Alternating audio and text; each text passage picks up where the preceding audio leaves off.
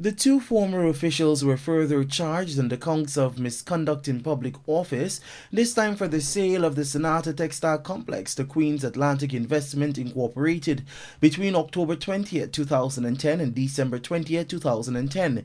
The charge asserted they acted recklessly when they sold the buildings on the parcel of land of 18.871 acres together for over $697 million plus VAT, which is $809.5 million, even though the valuation came in at over $1 billion. The charges also claimed that the property was sold at a grossly undervalued price, thereby breaching their duties. But public documents released by the National Industrial and Commercial Investments Limited and seen by this newscast disputes the charge. The information in the NISIL publications contend that the facts cited were cherry-picked to arrive at that charge.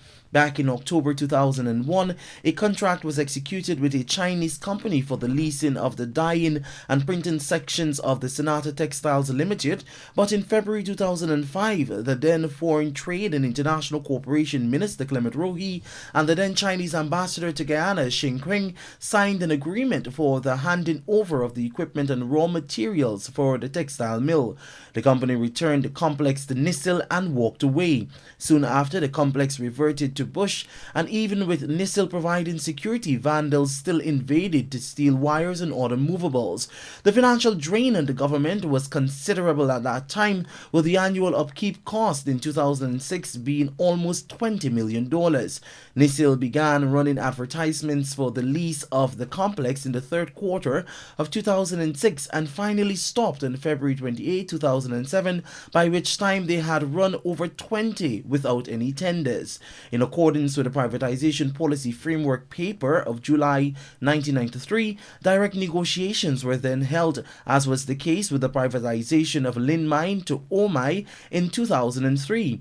The new GPC was approached since it was seeking to expand its operations, but were constrained at its farm East Bank Demerara location. The new GPC, via its parent company, the Queen's Atlantic Investment Incorporated, then submitted a proposal in April 2007 to the privatization unit, which was later approved by cabinet after undergoing the necessary processes. That proposal had outlined a program of gutting the buildings, removing the asbestos, and the introduction of 5 business ventures, including a printing plant, within 5 years.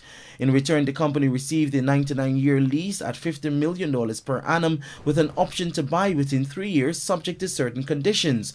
Upon cabinet's approval, QA2 immediately embarked on its proposed program and reclamation, cleanup, and investment.